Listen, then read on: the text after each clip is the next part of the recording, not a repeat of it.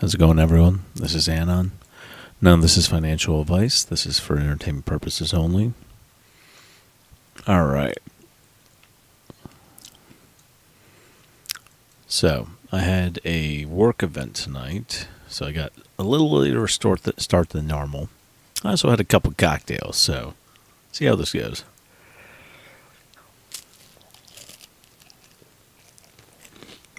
What's up, Drake? What's up, Hunter? What's up, D? Excuse me. I was just finishing my ice cream cone.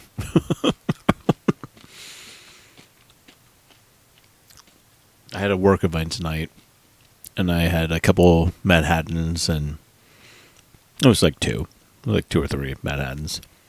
Three. You're right. It was three. It's fine though. My interesting enough, the event actually was open to spouses, so my wife came out too. So that was fun. And a tall building again. But yeah, so we had a good time. I got to see a couple of my buddies in the community. One of them actually runs a manufacturing business. Another one is a banker, and good to catch up with those guys. We're all part of I'm on a board, so it's not like super fancy. It's like a local community thing, but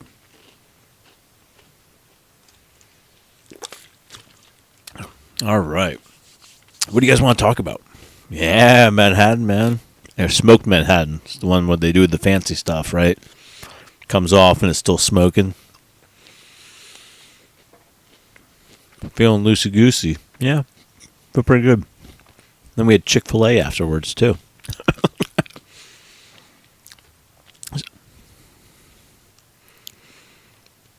Ater.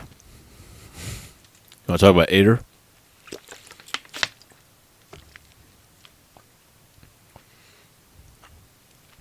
Yep. Yeah, Ater's been... I mean, if you look, we are still technically in an uptrend right now. We're like breaking out of this downtrend. Volume has picked up slightly. We did have a lower volume day. It had been getting a little bit better, but it's going to be interesting. Yep. And then the GME split. So obviously, as you see, now the stock price is down here in the 30s. Close to 40. So, this will be very interesting what happens tomorrow. Turn the buzz anon loose on Ater. Yeah, I promise I will write some sort of DD. So I've been kind of, I think I explained to a bunch of you guys, I've been trying to link, and this is a theory that I had, I guess for the last... basically since the first run-up, and then I watched the stock get completely manipulated down. I noticed that there's a couple stocks. I'll pull this up for you guys so you can see it. I don't mind sharing the work because I think there's something to it, and I believe in the community and sharing things. And obviously, none of this is financial advice, so this is mainly just me going through. So check this out. I highlighted these right here, and I haven't finished this whole thing, but this was just a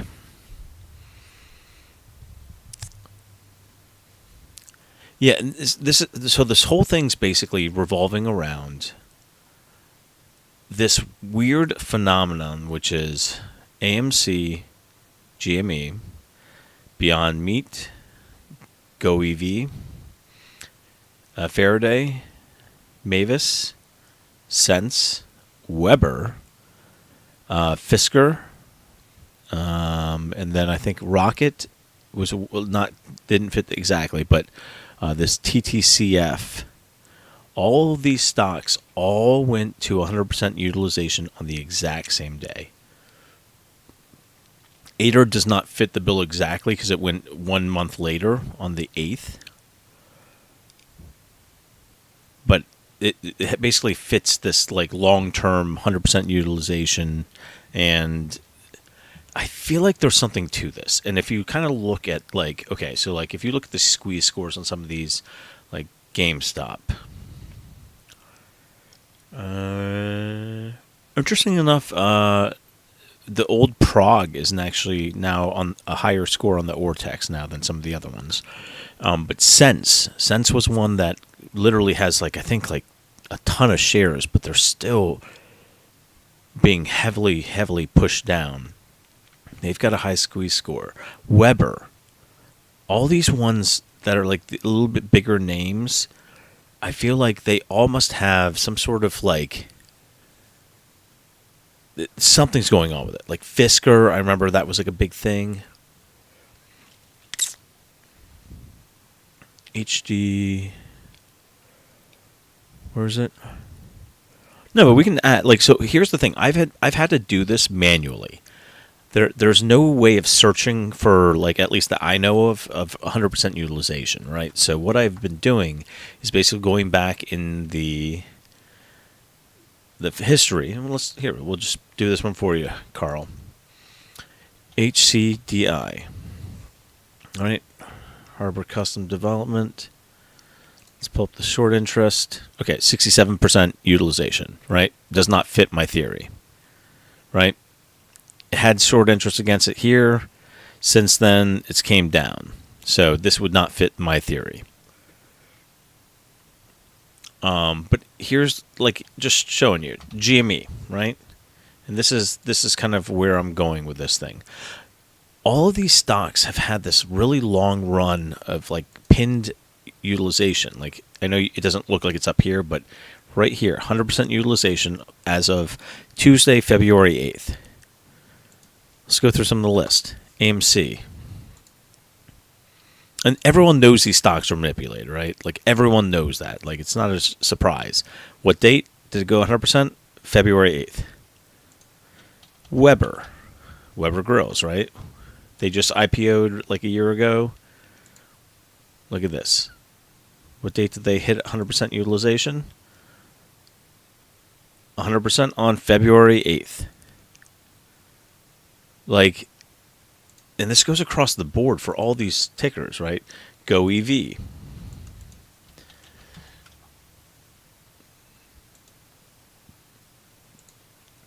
Goev. Utilization. Boom. February 8th.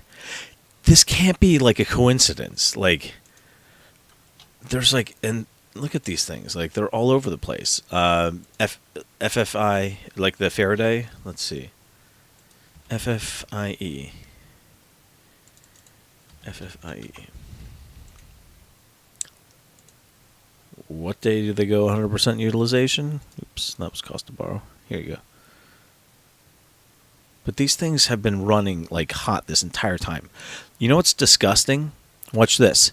Look at the threshold list on this one. 1, 2, 3, 4, 5, 6 times in the last year on FFIE. 6 times in the last year they've been on Reg Show. Like, this can't be a coincidence. Like, I'm convinced there's something to this. Unfortunately, BBBY does not fit this one exactly. I did look it up. It does not fit this right now. It is 100% utilization right now. But if you look at, they have not been on the threshold. The FTDs have been here and there, but we're just getting up to this 100% level in the last like couple weeks. Basically since July. So they are not quite there yet. But yeah, like, I mean, look at this list. Like, Mavis.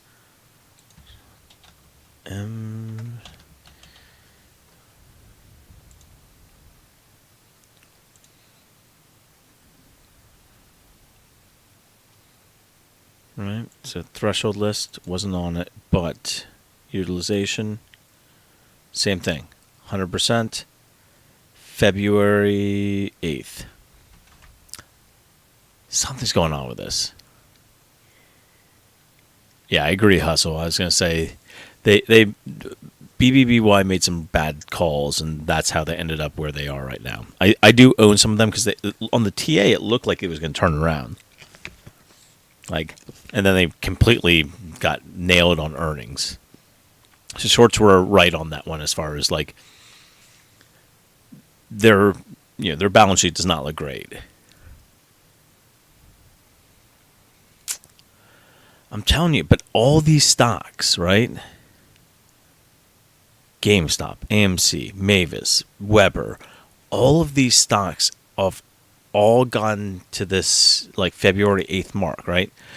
Ater was March 8th, but it's the same thing. It's pinned there since then with a day of 2 or 3 days in between.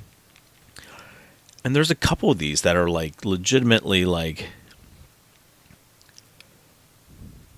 I think some of these down here, Rocket, for example, wasn't exactly February 8th, but Rocket looks very similar to all these other ones, right? So Rocket Companies, which is Rocket Mortgage. Look at this. Same thing. Been pinned up here since March, right? 100% utilization. I mean, I'm not accusing anybody of anything, obviously, because I am not qualified to do that. Hustle knows this deal, but to me, something's going on. Something weird's going on here. Who's trading these things? And that's what we're trying to do. So what I did was, I'm working with Kathy and a couple other people, but what we did was we basically went to this list, and then we started going through the filings. And we're trying to basically cross-compare to see who has the biggest positions on here. Because the one thing I've kind of learned in life is if you want to find out, there's an expression, where's the poop, right? Where's the poop? If you have kids, you understand, or a dog, you understand this expression. In life, if you want to know where something is messy, you find out where the poop is, right? So it's probably not the greatest analogy now that I'm thinking of it, but who has the most to gain or lose? And that's typically where you'll find the most corruption or the most incentive to do something, right? So for example, everyone's been up in arms about this Pelosi thing, right? So, Pelosi obviously has a very prominent role in deciding which things get passed and not, right? Her husband is an active, in the market. And was allowed to, obviously, his wife was one of the deciding votes. Yeah, exactly. Where there is money, there is self-interest. Exactly. That's a better way of putting it, Hustle. Yeah, so who has the most to gain or lose? So think about Robinhood and when GameStop squoze, I guess. Back then, it was a mini squeeze. It wasn't really, because it would have gone higher. If Robinhood had not turned off trading for the buy side, it would have gone parabolic. And it would have caused margin calls across the board. And it would have literally tanked the market probably because they would have been liquefying all their long assets to basically close out these, who knows how many shorts they had back then. But it was more than was being reported, right? And they were able to regain control only because they were given the opportunity to have only one side traded, which was to go down, which allowed shorts to reposition themselves and be profitable.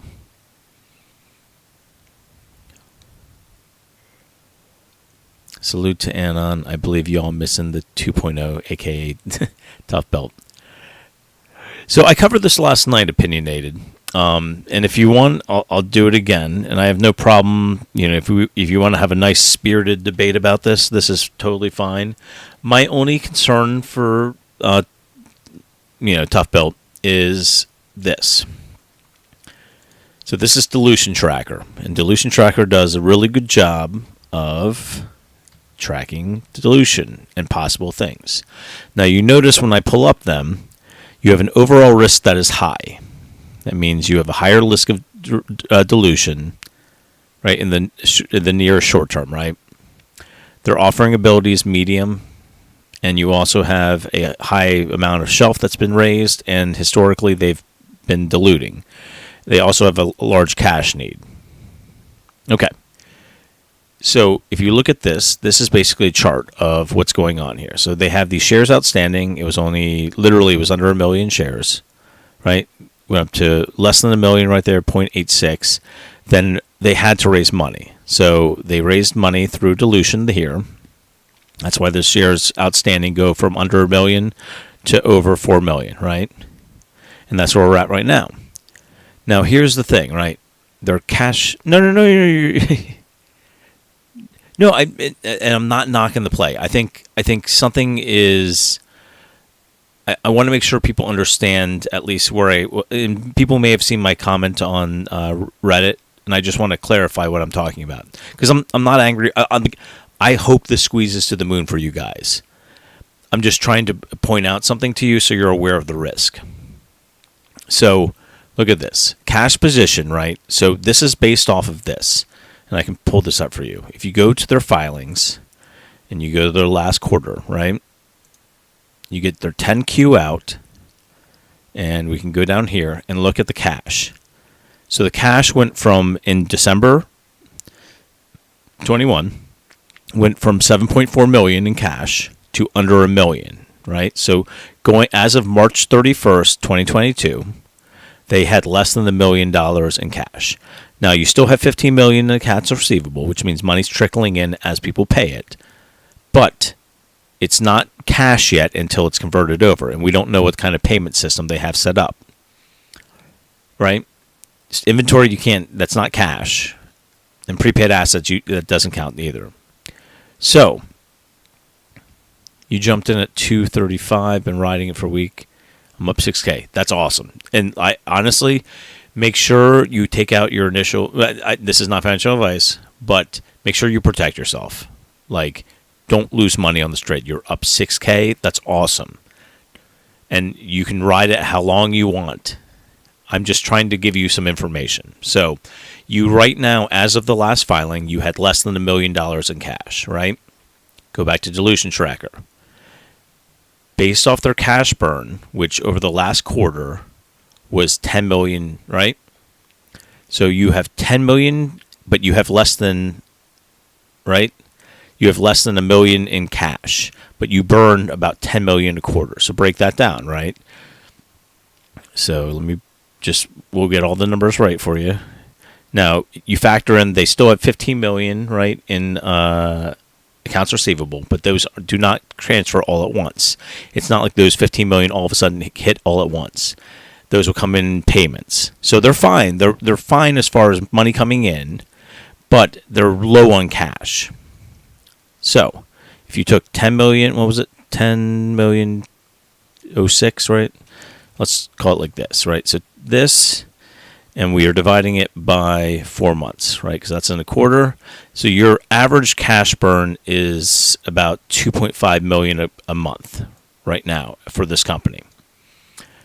As of last March, you only had, 900 something thousand, right? Here. Yeah, 936,000. Now, let's assume you're getting about 2 million a quarter, maybe. So you're basically like treading water right now. So you do have a cash need. Yeah, and you have accounts payable right now on your liability side. So accounts payable, you have 21 million, which is a higher number, right? So you need cash right now, right? So you start looking at this and going, okay, well, they had an S1 offering in May of this year, and it's right here. It came out in June with these warrants. So you have 3.1 million shares in warrants. Now look at the exercise price, though. The exercise price is 190. Where's the stock right now? Pull it over here. The stock right now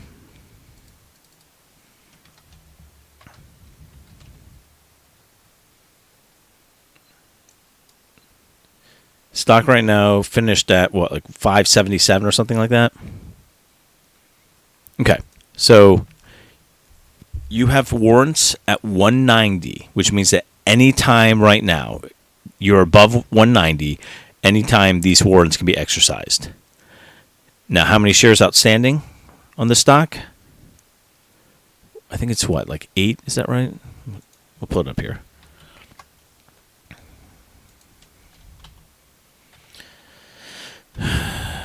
Tough belt. Okay. Shares outstanding 7 million, right? No, that's average volume. Hold on. Make this big. Shares outstanding was 2 million, right? 2 million shares outstanding. The float's basically the same. The insiders don't own that much of the stock.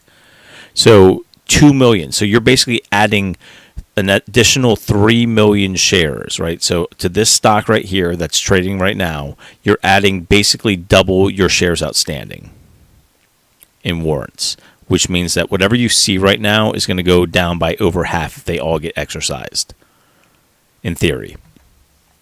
Obviously, it all depends on how much retail's in on this and stuff like that, but I understand they might do an offering next quarter, but they'll be long.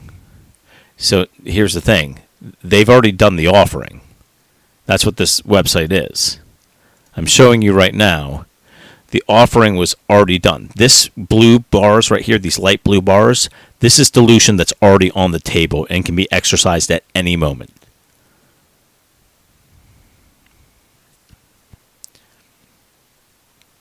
All right, so we know we need cash. They've got 3.1 million in warrants here. These ones won't count. These ones won't count because they have an exercise price much higher.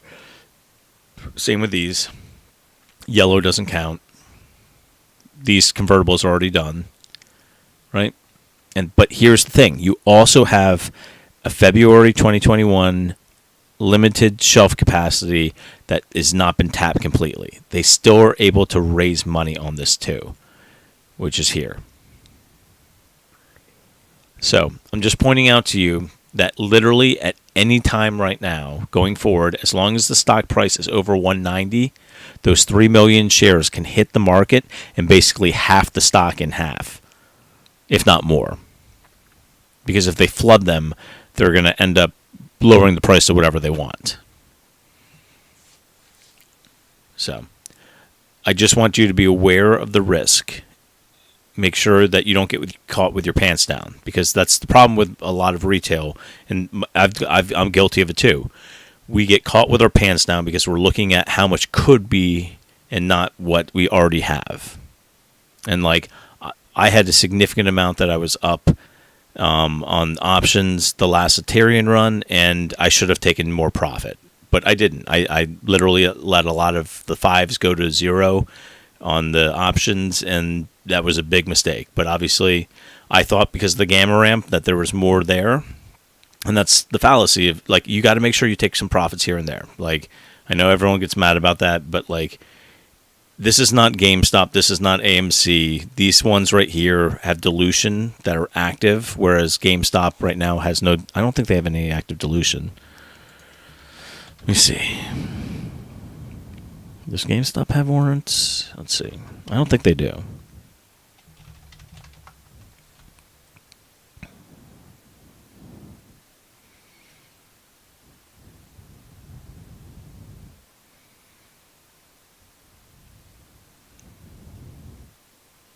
Yeah, I don't see any warrants for GameStop. So yeah, like, but both those did ATMs during their squeezes, so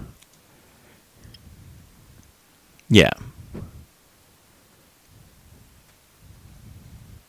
Yeah, we've talked about BoxD before, if you want to cover that again. BoxD right now, I told you guys I wasn't sure what you guys are seeing. I think for the most part, it's mainly, like you say, you do have some dilution, but if I remember correctly, they're at like 1150. Yeah, 1150, right? So could they be driving the price up to try to unlock these from the underwriter? Sure, that's possible. They also have notes convertible at $12. But This would be a turnaround, not so much a, because I think if I remember correctly, we looked at this and it doesn't really have that much short interest. If this is the one I'm thinking of. Yeah, it's got 7% short interest and not even 100% utilization. So, like, it's not so much a squeeze play as it is just a reversal. So, just throwing that out there. Yeah, like, this is not like it's 50% short, right? This is like it's 7% short, and we're at 77% utilization, and it's came down from 84%. So, at this point right now, the utilization has been dropping on this stock. So, like, you want a high utilization one and a high like short interest one. WEBR right now is probably the top one. You've got over 50% of the float shorted on this one. And if you look at the chart, they've been basically shorted this entire time. Like, they're chopping in the 90s, but like they got pinned at what date? February 8th, of course, and they've been there since then. So, just throwing it out there that, like, this is a very, very shorted stock. Squeeze score of 91.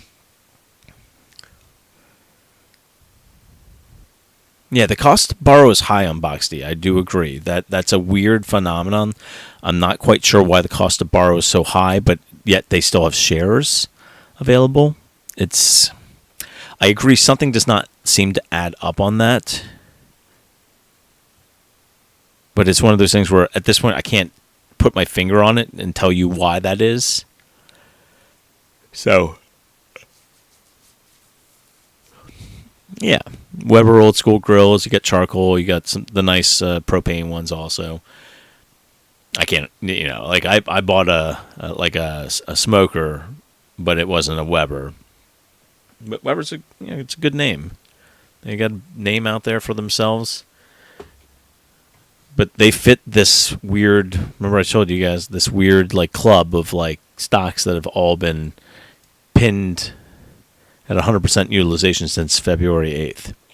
Like, Aterian's been that since March 8th, but they don't fit that February 8th mold, whereas these ones do, the ones I highlighted. And this is not even like, Jimmy didn't even hit 1 million today.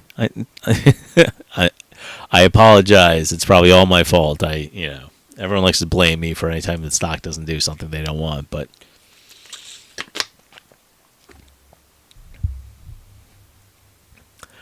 once again, I don't think this was supposed to cause MOAS. I think what it will do, though, is put increased pressure on shorts because people buying stocks couldn't afford tons of stocks at 150 if you're poor. Like, let's be honest, if you're poor, 150, you might be able to buy like 2 or 3 maybe a month if you're poor. Maybe even less. Maybe you can't even buy one. But at $30-$40 a share, you might be able to buy like 1 or 2, right? And I think that's the point of this, was you getting it back into a range where retail really has some control. Like, imagine if GameStop was $1 or $2 like Aterian is. You know what would happen? Massive amounts of FOMO just loading up on these things because at that price it's too low. They did a 21 stock split or something like that. That gives power to retail, and that's where I've never understood this thing where people were fine buying Aterian at $7 to $12. But then when it dipped down in below like 250, they're paralyzed that they can't average down and like buy more because they think it's just going to keep dropping. Whereas like that's actually when you should be buying probably the most.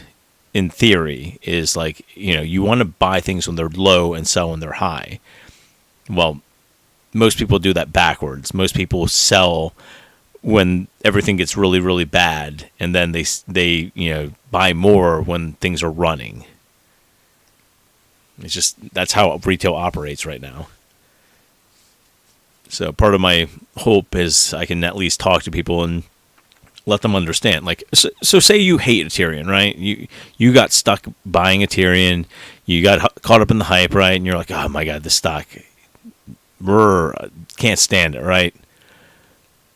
The smartest thing you could do is probably average down and then get out sooner if you really wanted out. Like, but somehow people don't want to do that. They'd rather hold on and have like a $10 average and just complain. And I'm like, how many shares do you have? And they're like, 500. I'm like, you could literally half your, like, when the stock's down here at 210 and you had a $10 average, you could have spent like half the amount that you did previously and bring your average greatly down. Like, it's just, that's one thing that's never made sense to me. I can't quite understand why people don't ever,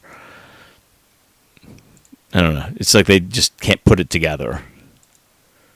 So, what's going on, guys? Everyone stop writing. You guys have any questions, or are we just listening to me complain about things?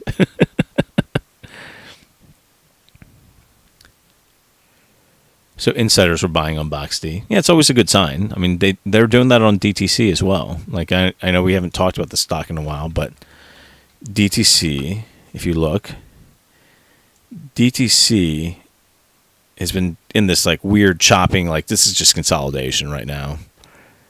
But like insiders bought like 6 figures worth of this like stock when it was down. So like, I don't know. Like, to me, this is like a no-brainer. This looks like Wyckoff to a T. Like, if you look at this looks like Wyckoff.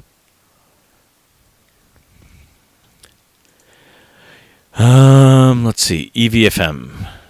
What did they do today? I wasn't watching them today. Are they on my list? Evfm. This is the bio, right?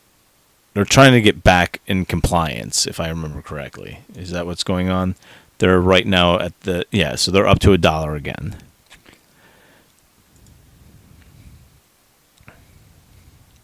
I don't think they're on the list. I think EVGO is on the list. In my opinion, is it realistic to expect Aterian will hit 430 at some point? Yeah, I do think that will happen at some point. It's already happened once. Shorts do not make a ton of money shorting at $2 right here, right? There's a lot of risk that comes with shorting at this level too. Like, for them, it makes more sense to let it run, even just to 5, just to short it back down, because at least they can make money on it and yo-yo it around. So yeah, I do believe we will see that range again in the next couple months. And, you know, obviously that's not financial advice, but to me that just makes sense. All right.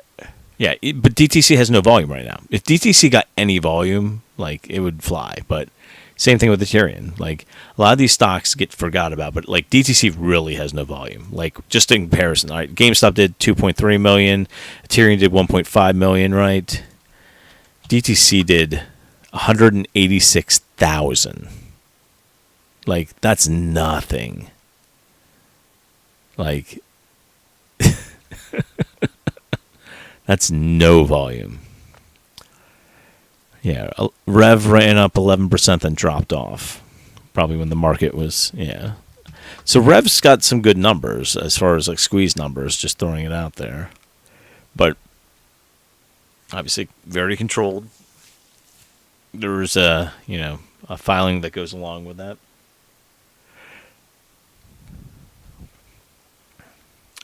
But yeah, so this one, if I remember correctly, they needed to get the stock up to $1 to stay in compliance, and then let's see, Evfm.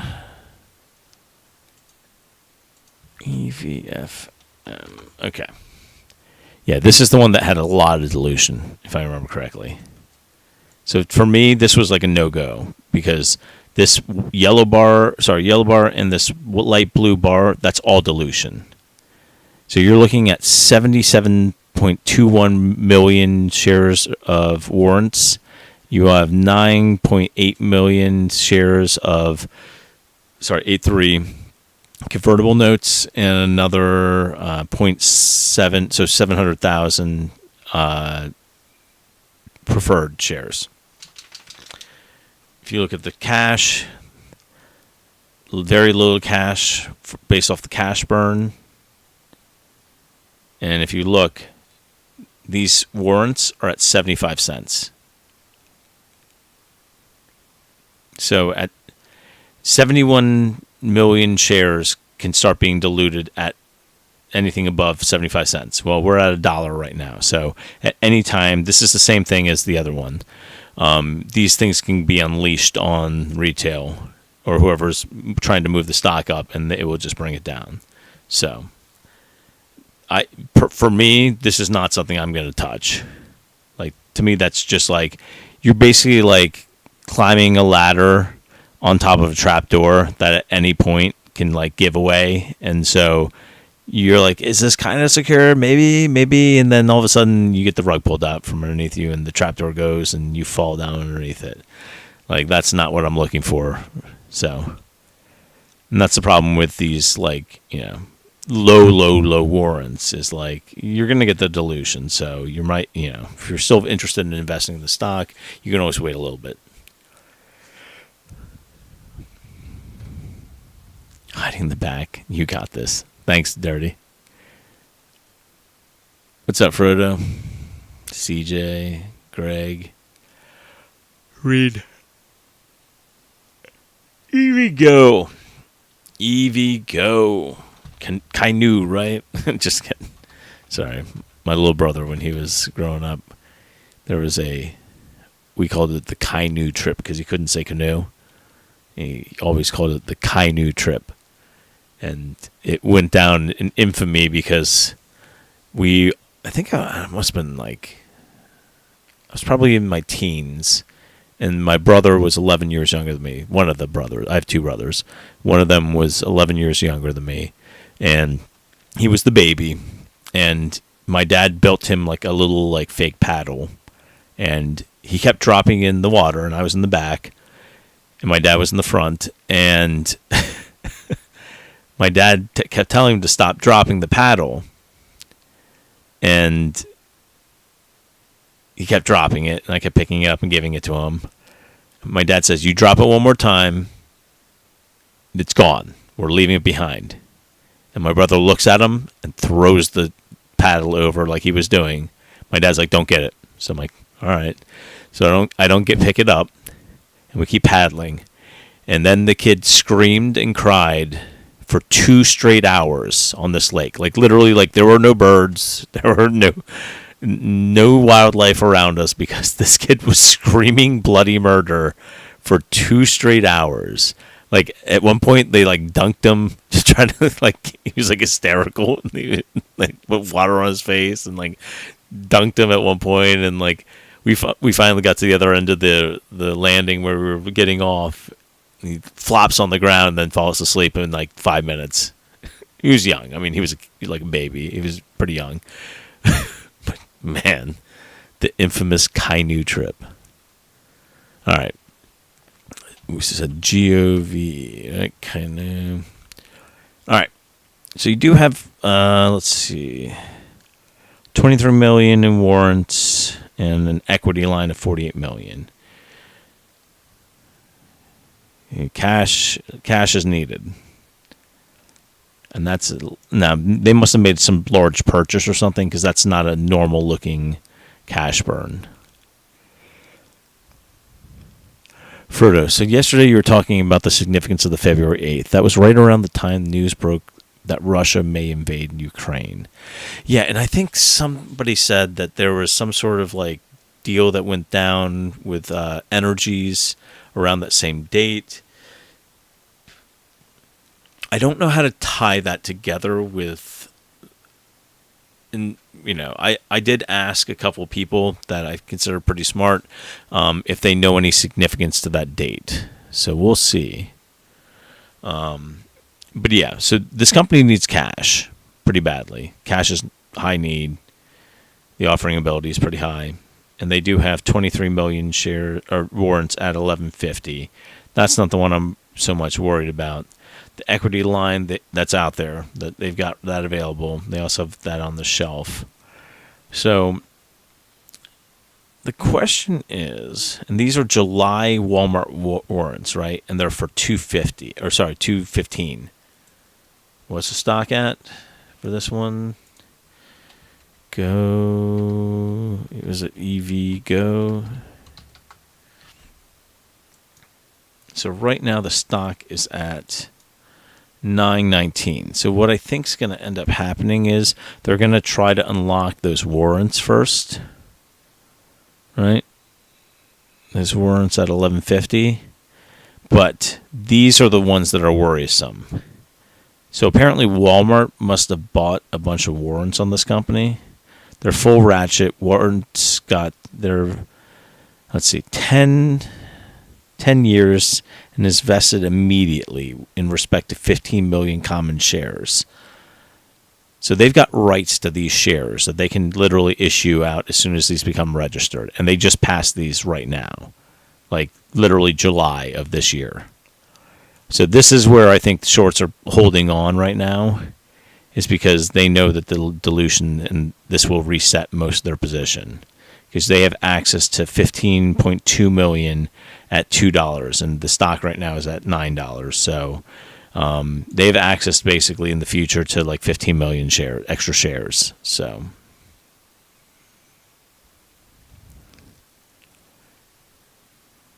yeah, there is some danger to this GoEV. I'm just throwing it out there. It is on my list. I think I showed you guys that. It's on my list for things to obviously keep an eye on, because it's part of that elite group of, where's GoEV? GoEV right here. February 8th, 100% utilization, and then it's been on there since then. So there you go. No, the investment with Russian energy, I believe. Okay, so like how do we tie this back? Like, so we have a basket full of tickers that all have this weird anomaly of all of them going to 100% on the same exact day, right? GameStop, AMC, Beyond Meat, GoEV, Faraday, Mavis, Sense, WEBR, Fisker, even like Nikola was close. It was like they were actually longer than the February 8th. With Nikola, but they had their own problems. But Rocket, though, was one that was interesting, and also this TTCF, which I'd never even heard of, but I did look them up. Oh, it's Tattooed Chef. I have heard of them. Sorry, I got that ticker confused with something else. Yeah, but these guys had the same exact thing, which is, boom, locked in. What date? February 8th. It's been 100% since then. But their cost to borrow is tiny, even though they're at 100%. So, yeah, it's just a weird thing. I hope we come up with this, because I think there's something to this. I don't think it's a coincidence. I don't believe in coincidences. I believe that you look and see who has the most to lose on these particular ones. You're going to find a short or some sort of reason why every one of these has been locked in this, 100% utilization since that exact date. That can't be it's just too weird to be a coincidence. Look at these industries: movie theaters, game stores, a meat company, a fake meat company, like 2 EVs, like I think Sense makes diabetic like medical equipment, Weber grills, like it's a weird thing.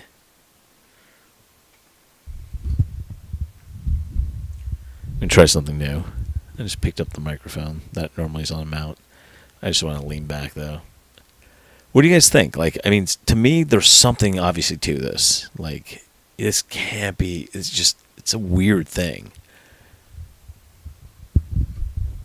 Love to hear your guys' thoughts, because obviously, maybe it's all a coincidence. Maybe it's a glitch inside the IQ Capital's information they're reporting to Ortex. But something's going on here. Like, Skynet's planning its takeover. Good old Skynet.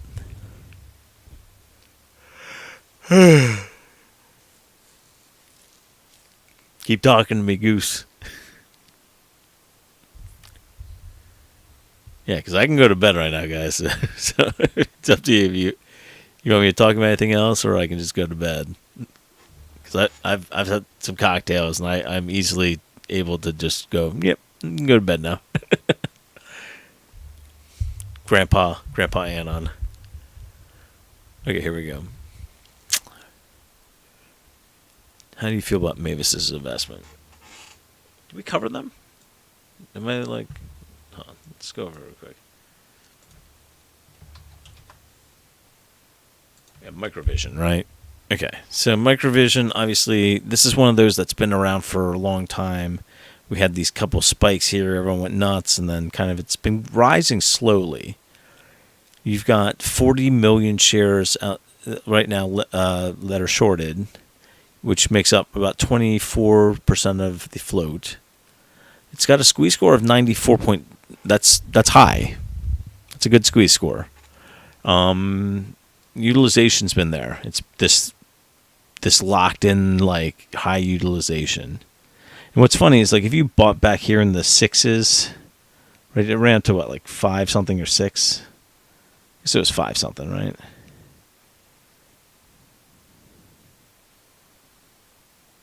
$5.86 was their high in the recent. Right? So you've got that. And then it went all the way down to like 3. And people are like, oh, this thing's over. But like the utilization remained high that entire time. The cost to borrow has been increasing steadily. I think maybe Microvision gets a nice leg up soon because they've been basically like, and maybe this is short slowly covering because there's not a ton of like attention on them, but all right, so let's take a look at their dilution tracker real quick. All right. Yeah, Microvision, I think, if I remember correctly, I don't think they were like a prominent child does. Yeah, cash need is low. So they have 90 million in cash as of the last, yeah, right? You've already diluted most of your stuff already because from 16 to 22, most of your dilution's there. You do have like 14 million shares as an ATM if you needed more cash, but you don't really need the cash right now. They may take it, though, just because it's still there and they have the ability to get it pretty cheap. But, all right, let's look. Yeah, so here's the rest of your ATM. They can raise another 72.2 million. Craig Howing was the underwriter. And then besides that, I think they're good. They still have a huge shelf left, but they haven't registered anything else. So for the most part right now, I think most of the dilution already happened. You've got about 20 to 30%, right? What's the short interest? 25? Yeah. So 25% short interest. So yeah, I could see them, if they keep the pressure on, this thing can move. As far as like a squeeze thing, I mean, obviously none of this is financial advice. This is just one idiot's opinion, but no threshold. FTDs are rising though. It looks like you've had pretty steady.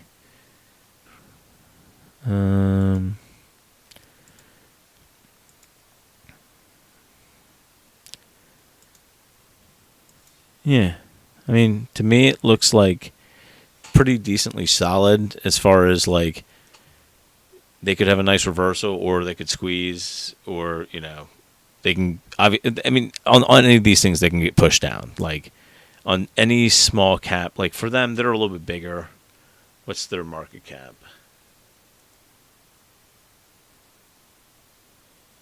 $845 million.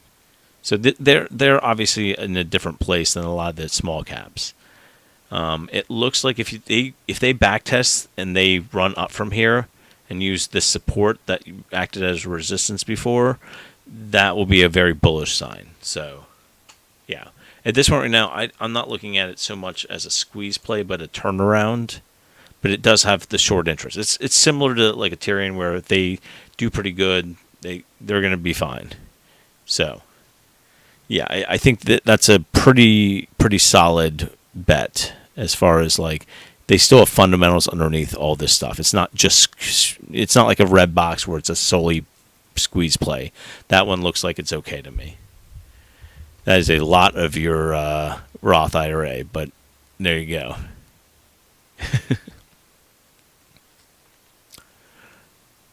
Hold on a second. Let's see. All right. I have not done B-hat. You want me to look at B-hat real quick? There we go. All right. High cash need. They've got not a ton of warrants. 770,000 warrants. Cash is the problem, it looks like. You've got basically these two sets of warrants here. They do have the ability to dilute a little bit more, but not too much. Small cap.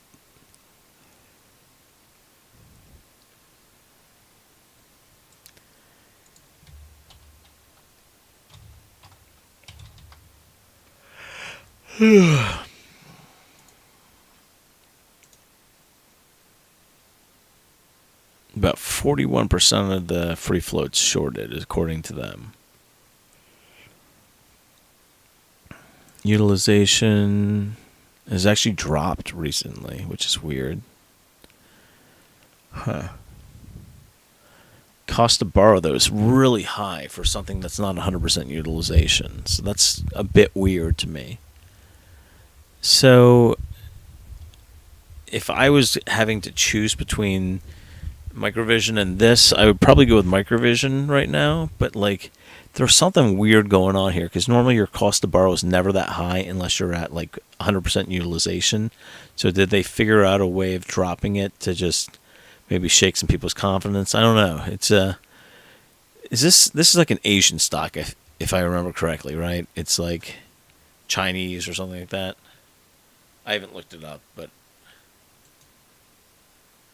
just based off the name, I'm assuming it's some sort of like Asian stock.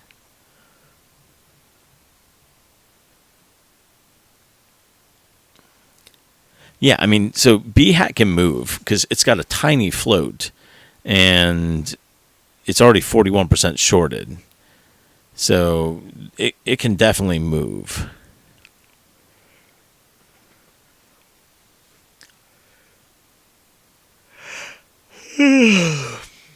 Okay, hold on.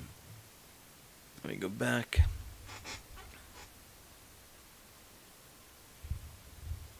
So we did B-Hat. I've been lurking here for a while. First question. Thoughts on... Okay, Palantir. So Palantir's an interesting one. Because... Palantir's like a strange stock because it's like, what do they do exactly? Like, they do government contracts, software, like, they also invest, though, some of their money in stocks, and, like, it's a strange kind of mixture. It's like it's almost like, let's start a company and let's figure out any which way we can make money. So, yeah, it's a bit weird, and I know retail loved them for a while. I think they did go through some dilution, if I remember correctly. Let me see. Is that something we can pull? Let's see if we can pull them up.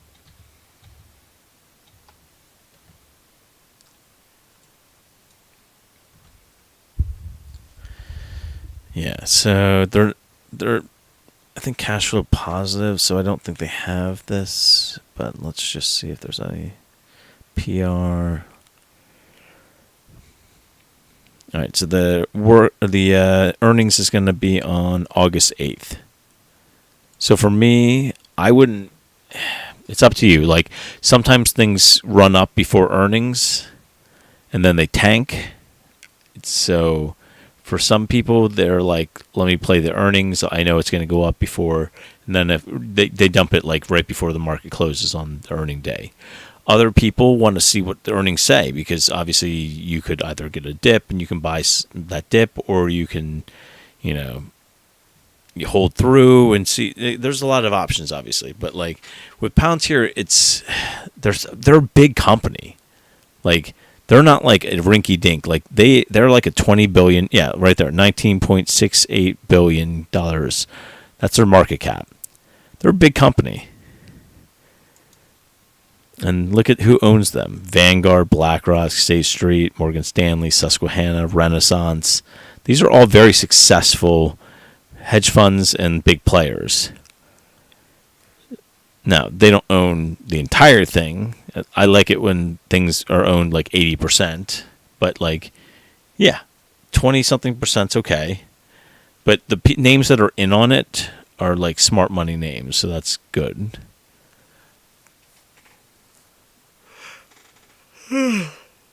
Sorry. All right. But overall, I don't see any like major red flags on them, except for the fact that, I mean, obviously you have to look at the TA on this.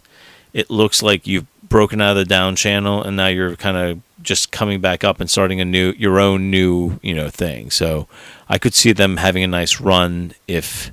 But here's the thing: it's not like you're pulling this from. Let me see.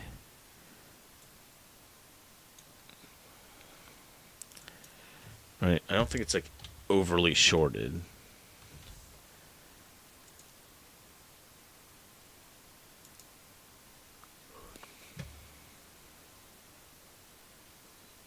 Yeah, it's only 16% utilization. They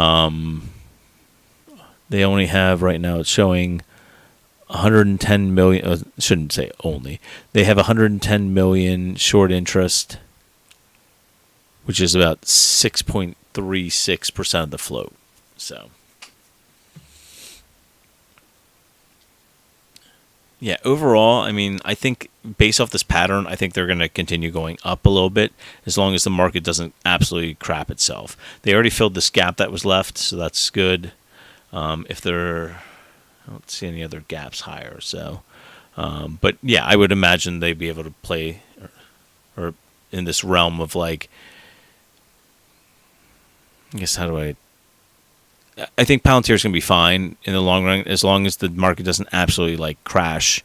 They'll have a nice move back up, and then they'll break out of this trend and be in the uptrend at that point. You can redraw the lines, but there you go.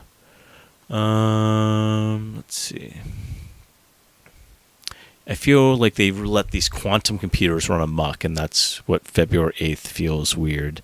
It's like the computer decided that day that's going to affect all those. Yeah, I don't know what it is, but something's going on with those particular dates, and I'd like to get to the bottom of it.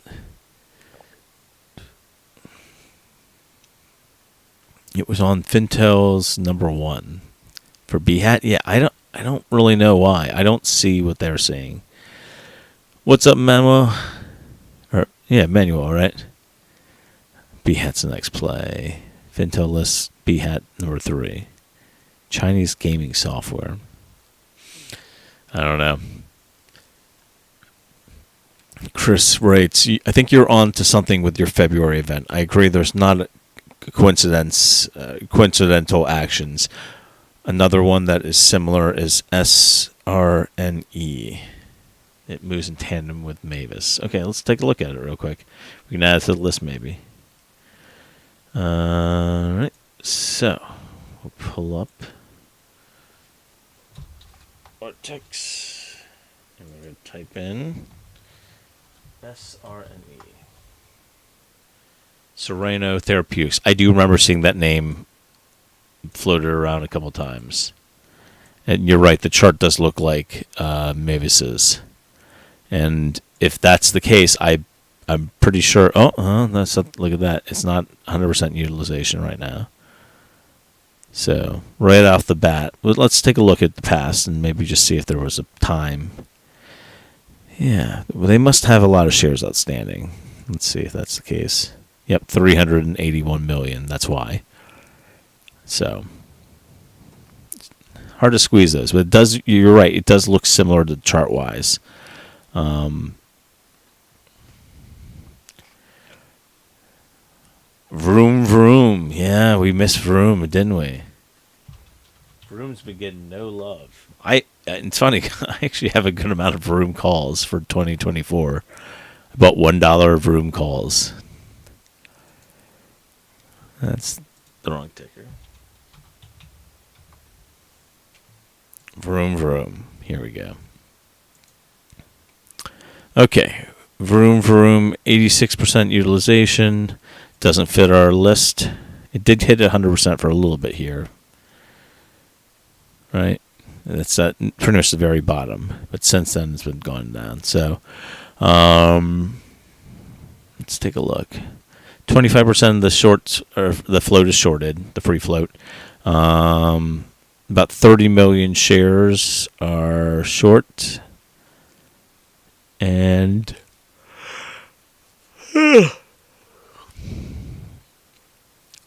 not a great squeeze score, but yet it's one of the ones that made our screener list that was getting good volume. There is a lot of ownership, like institutional ownership on this one, so I think they want it to go back up at some point. I don't think it's like a forget you stock. I think at some point they're going to come back around, because if you look at, I think if you go to holdings, holders, if I remember correctly, there's actually a good amount of ownership on this one. So, yeah, I think at some point it will get a turnaround.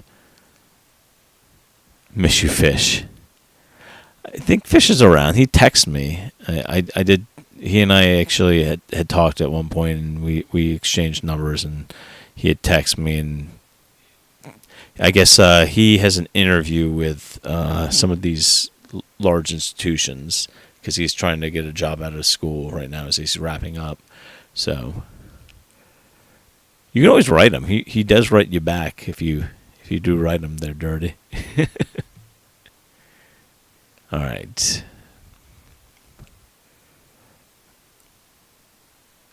Yeah, they're another social stock buzz. Yeah, so this is what I'm doing tomorrow. So I don't know if you guys know this, but some of you that have Ortex, you can go to the short column and then you can sort by different like factors. I was doing, for example, in the beginning, like estimated short percentage, like based off the free float, which at this point WEBR looks like it's the highest one. It does fit that category. But look at the top two, WEBR, Beyond Meat. Both of them made our list. Right? Like I said, I don't think there's any coincidence to this. All right, so like WEBR was right here. Beyond Meat, Beyond right here. Like the top ones are all sitting there making this list at some point, for the most part. Groupon, oh god, they got beat up. That is a business that is dying. And it's funny because that business, when it first came out, was like novel, and everybody was like, oh my god, next big thing. Man, they got creamed. It's like that's the problem. If you don't adapt, like you have to adapt. And I think they oversaturated it, which made it worse, because then people were like unsubscribing because they didn't want to deal with the amount of Groupons that would get sent to them. I think they needed to find a balance. Like it was like you find something and you do it all the time, and then it becomes not special anymore. Like that's basically what I felt like Groupon did. They made some sort of like, just bad judgment call that like, yeah, people want to be inundated 6 times a day on things they can do. Like nobody wants that. They should have figured out a better way of probably marketing it. But yeah, so now Groupon's getting beat into the dirt. So if you click on them,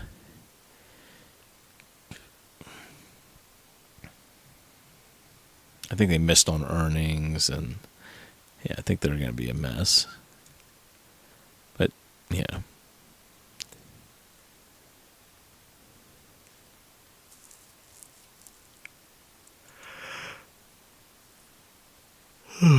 Not February 8th, though. Didn't make the list. May 11th is when they went.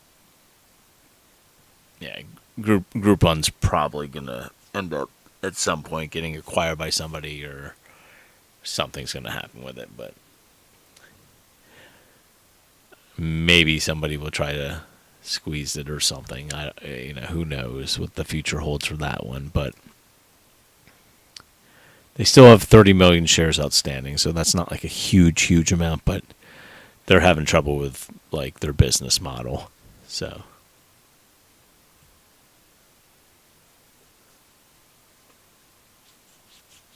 all right, did I miss anything?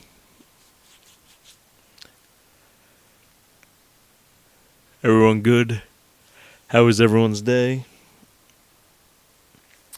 Everyone having fun with, if you're in on GameStop, did you enjoy? How'd they end up, right? Was it like 38, something like that? Is there a mechanical advantage to closing a short position and then reopening? Depends on where you have it, obviously. No. So, I mean, like, for example, like, let's take a Aterian, for example.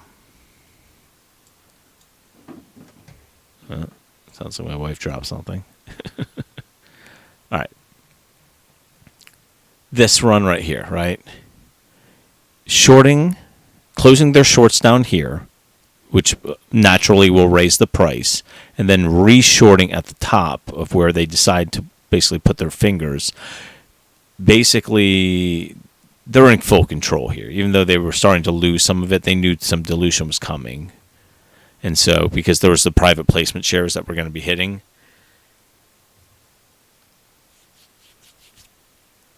apparently they must have filed for some like Rule 144 or something like that. That's what Alec from Optionality had told me, is there's like some loopholes that they can do to keep things off reg show. But anyway,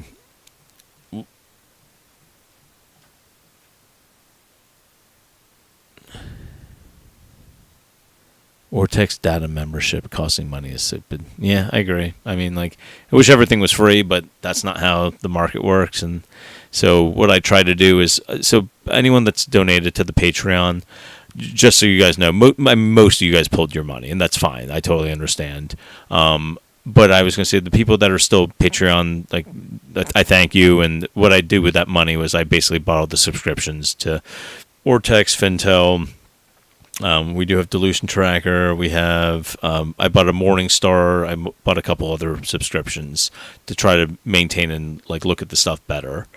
And then, obviously you guys saw what I make on YouTube. It's basically nothing. So I'm not exactly raking it in from this, but I do this for you guys mainly. And I will try to share whatever people want me to pull up when I do these streams. So if you guys are good with that, we're still very small. Like, I think our average stream pulls in maybe 30 people. So, it's not like we have anything to really worry about as far as,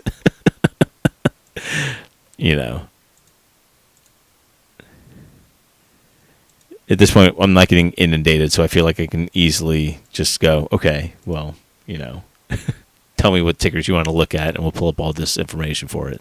So to the ones who have donated to the Patreon, I thank you.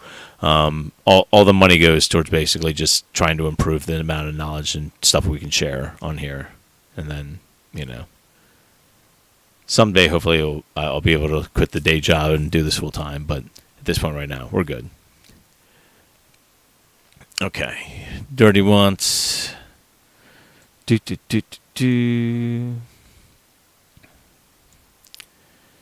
right. So dirty wants. So, okay. A lot of dilution there.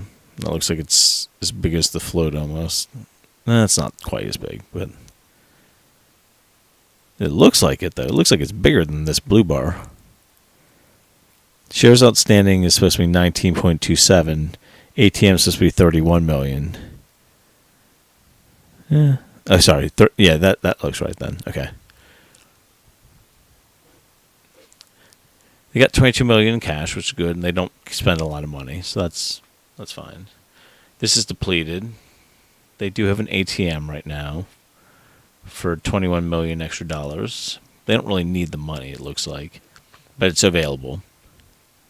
Is that what this says? ATM, yeah. So they can dilute at any time, but recent pipe. This is back in recent pipe participation by CEO suggests less likelihood of a more dilutive offering in the short term. Less likely a more dilutive offering.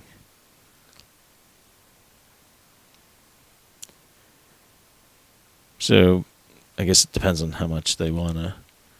All right, so they are a ultra rugged mobility solutions designed specifically for workers engaged in physical and mission critical stuff. So probably DoD contracts and some industrial grade stuff.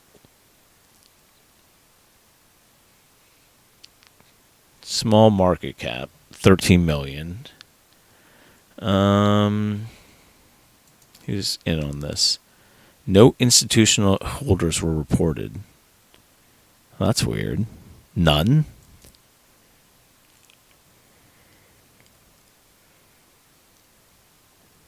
But no, none of them?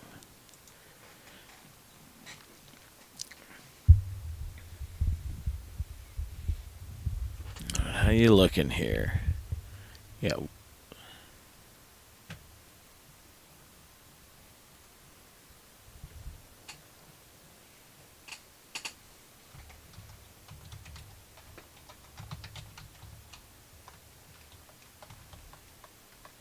There we go.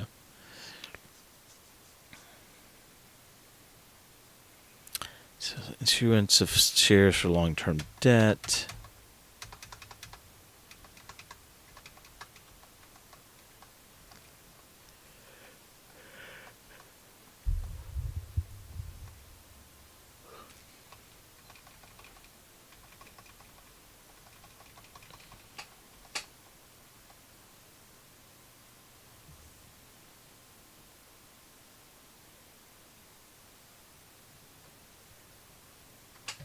There we go. That's what I was looking for.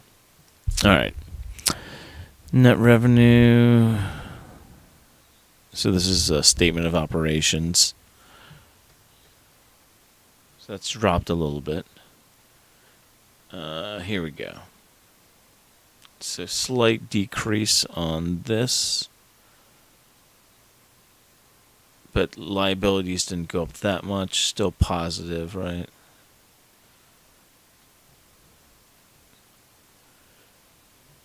Yeah.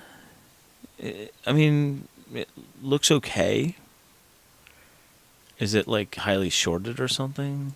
What's the attraction to this one? You just heard they got some business.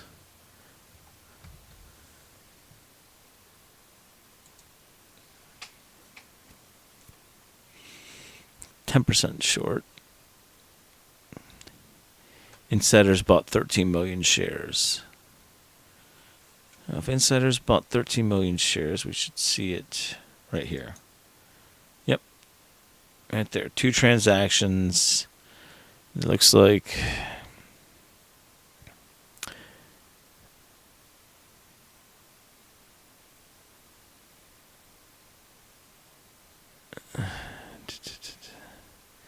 so the CEO bought.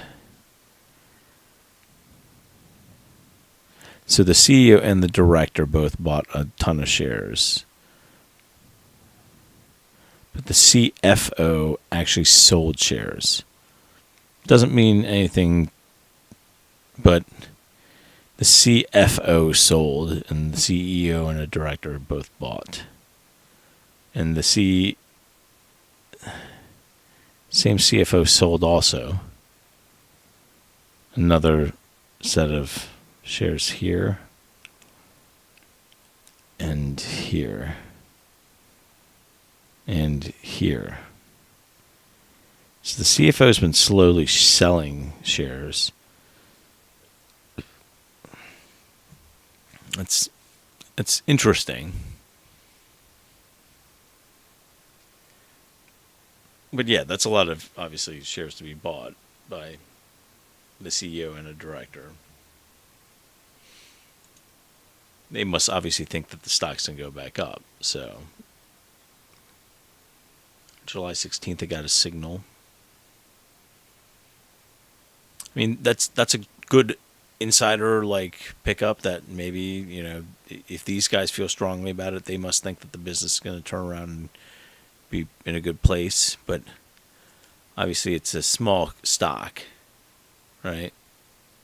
What was the 20 million shares outstanding, and they've got a free float of less than 4 million, so tiny stock.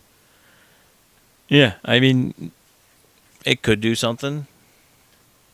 Yeah, obviously it needs to regain also that dollar mark, but yeah. All right. I think I'm done, guys. I'm tired. Had a long day. You guys are awesome. Thanks for always hanging out with me on these fun streams. I will work on trying to put together, figuring out what's going on with that, because at some point we're going to figure out what's going on with those February things. There's smoke. I just can't find the fire yet, but when we find the fire, let's tie things together and come up with a theory. And Paxton, how many streams have you made total? No idea. I could probably pull that up though, right? I have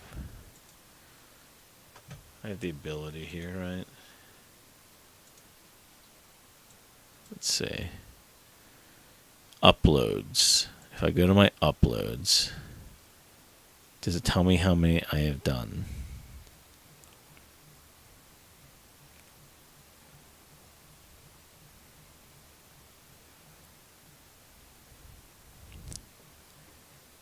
Let's see.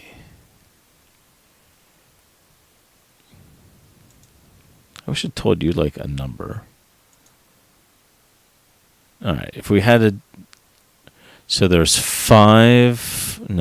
there's 6 across.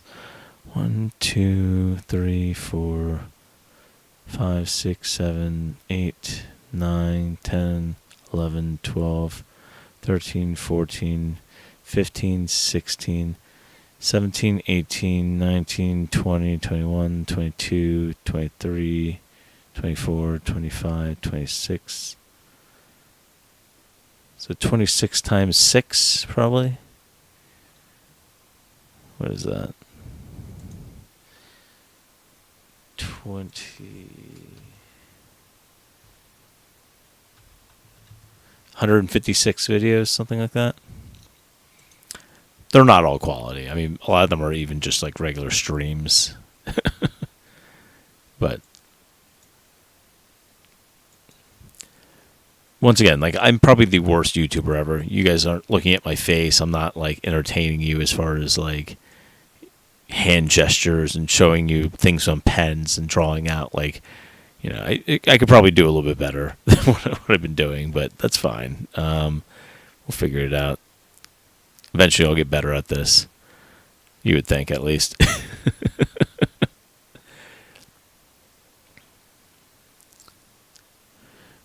Let's see. Gun to my head. Ater does better or worse on August release. I mean, so far they've attacked every single, they've attacked every earnings for the last, I don't know, like 7 or 8 earnings. Even on earnings beats, they like legitimately had 2 earnings beats, and the stock dropped like 20% the next day. Because I think most people don't know how to read those things, and they just go off the price. So if the stock tanks, they assume things are bad, and they weren't. They actually had like 2 earnings beats where things were better than expected, and yet the stock still dropped. So, you know, it's hard to say right now. I think at some point, though, it becomes just at some point, they're going to push it too hard, and then it's going to pop. And that's what happened last time. They pushed it below current asset values. I think I did some math on it, and like for me, the lowest I saw it going was like 180 something. I think it was like 186 was the number I came up with, which would have been like current asset values based off the new float. So like for me, that's where I think the kind of lie in the stand is there.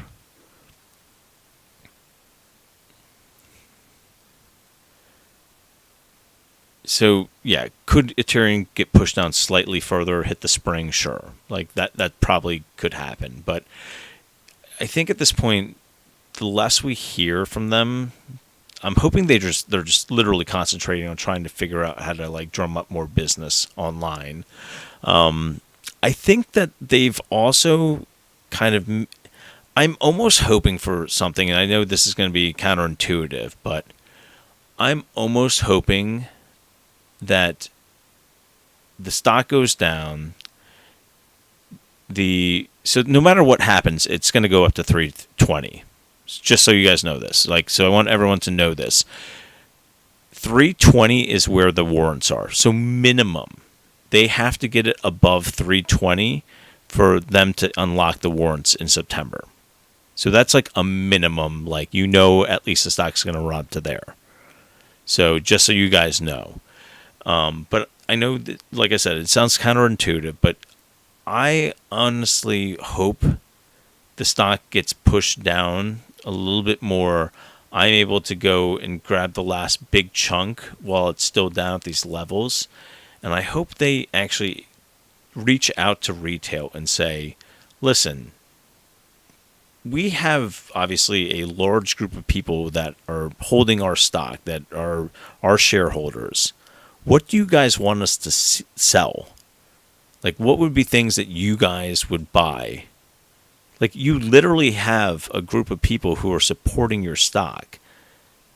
Give us something that we can buy over and over again that will support the business. Like, you know, what that is, I don't know. Like, that's their job, right? But, like, give us something that we can, like, you know, give us what we want. Like, have us brainstorm ideas and you guys figure it out. Like, you guys have all these connections in China, or if you want to start something in the States, because I know they were talking about getting like away from being completely reliant on Asia. So like, figure out something. Ask the people that are supporting you what they want. So I think, yeah, I think Ater should sell a keychain. If it's a practical keychain, then yeah, why not? If people are willing to pay money for your stuff, like, you know, you can shove a square peg at a round hole all day long. It doesn't make sure it's going to fit. So you literally have, you know, a group of people that are like looking to support you. Embrace it. Like, ask them. Like, find out what we want. Find out what we don't want. Like, I know they have a computer that's, you know, doing some of this stuff, price adjusting, all that stuff. But at the same time, you literally have a group of people that want to support you. And so why not take advantage of that and say, you're a consumer, you are also a shareholder. What do you want us to do? Like, these guys are like small enough where they can pivot and at least maybe add new product line. Like, these are things that can happen.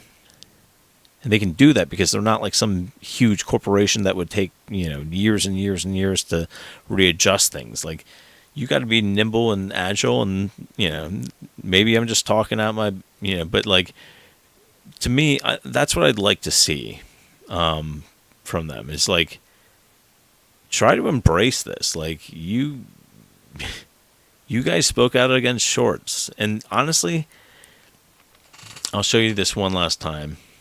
Because this was on the thing that I was tracking. Where is it? This is still open. Okay, I must have closed it.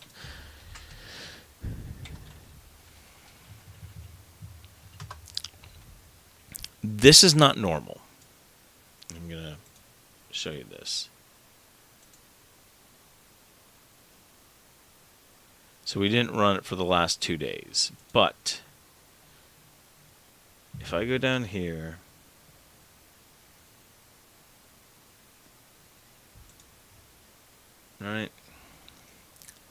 1.43 billion shares have traded while Aterian was on 100% utilization.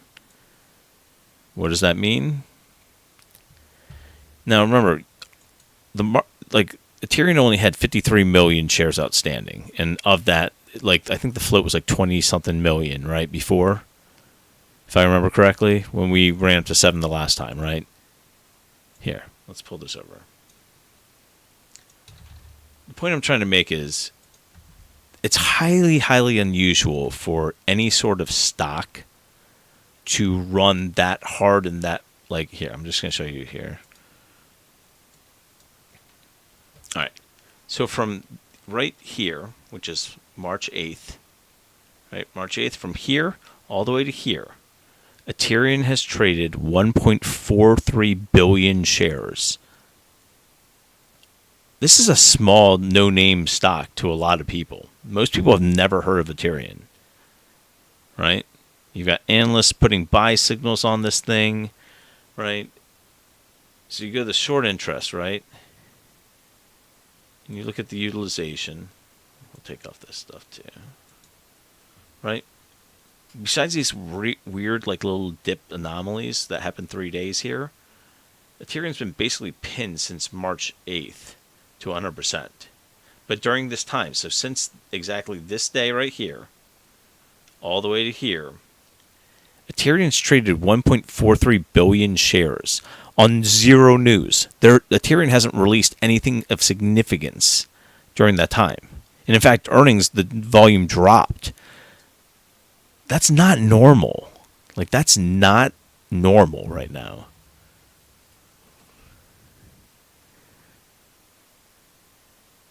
That's way too many shares going back and forth when the stock should be very hard to actually,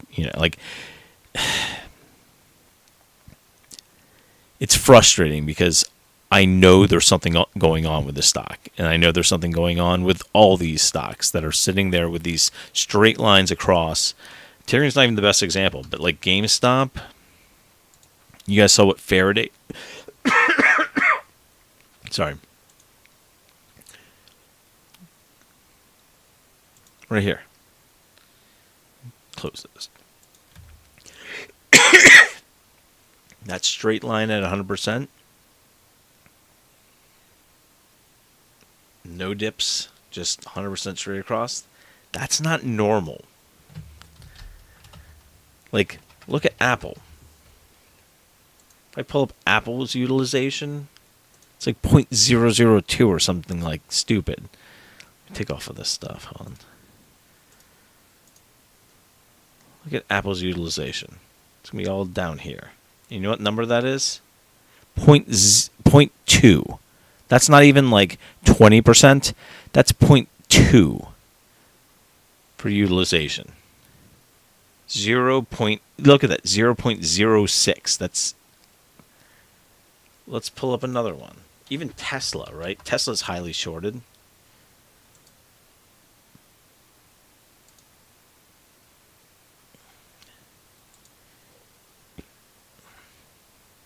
At its peak, Tesla's utilization was only at 5%.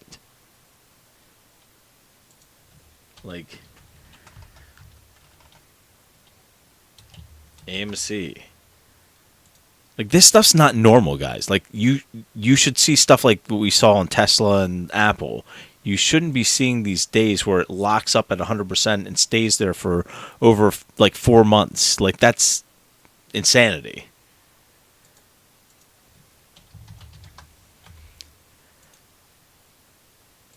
Try that again. Look at this. Look at Reg Show on this. This is disgusting. If I was the CEO of this company, I would threaten to pull my company off the exchange. In fact, I would just do it. Forget it. You would be much better off.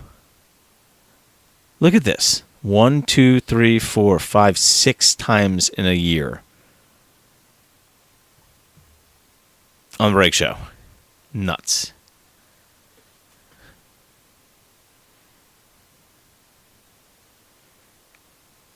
Yeah, Ozzy, I did talk about Tough Belt. The biggest issue is just they've got you've got dilution, and I'll show it one last time just for you before I jump off. And I have nothing against the stock. I hope it squeezes to the moon for all you guys. But here's the deal. I pulled up the 10Q for you and showed you that you have less than $1 million as of March. You're burning about like $2.5 million a month, and you have 3.1 million shares at 1.9, so $1.90. You're sitting at $6 right now, right, on the stock. So at any moment, these like warrants can be used, and not only that, but they also have an active ATM, which is right here, which has a remaining almost $13 million dollars. So you have the ability to dump dilution at any time. So the rug can be pulled literally at any time. Like if you look at this, overall risk high, offering ability medium, dilution amount for the shelf is high. Historically, they've done it in the past, and the cash need is high. So at any point, if you're profitable on it, just make sure you this is not financial advice, but make sure you make money on that. Okay, like be careful.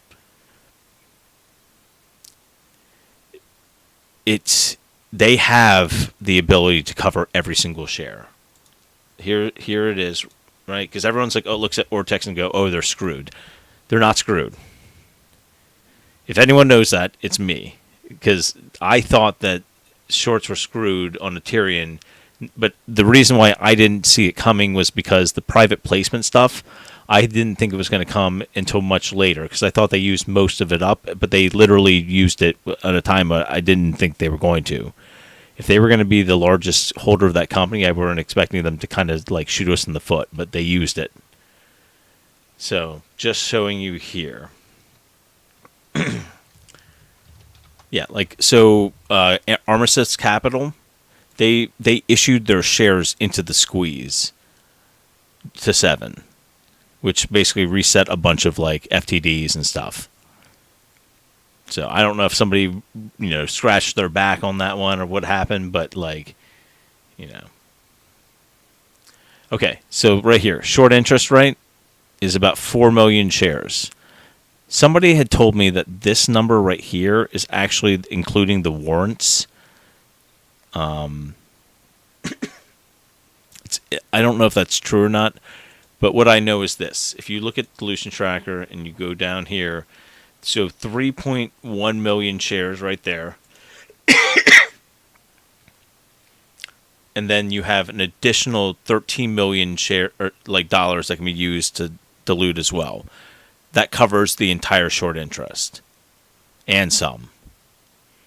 So they have access to them at any point on the stock. Because if they decide that they're going to issue out the ATM and start raising some money off of it, they can do that. And so they might push the stock slightly higher and then start diluting into it. And you're not going to know until the stock starts going down. Then you start realizing that these numbers start going down, which means that they're actually actively diluting. So that's my take on it. I'm not against it. I think, if you guys can make money on it, that's awesome. The reason I didn't play it, even though it looked really juicy, was because I didn't have the ability to buy puts. And I wanted to be able to buy puts on it if I was going to go ahead and play it. Because I would have gone net long and wait until the stock got up to probably like $5, and then I would have started buying puts to the downside to hedge against my, my long position. But in this case now, because they don't have the ability to have options, that I'm not interested in it. Okay, that wraps it up. I will go ahead and post the Discord link. If you're not part of the Discord and want to join, it's free. We talk about stocks all day long. A lot of these guys are on here that hang out on the YouTube. Appreciate them. All right, I'm going to post the link in the YouTube right now. And there we go. Copy. Paste it. And then I will see you guys tomorrow. You guys have a wonderful evening. All right. If I can find the off button. There we go. All right. Have a good night, guys.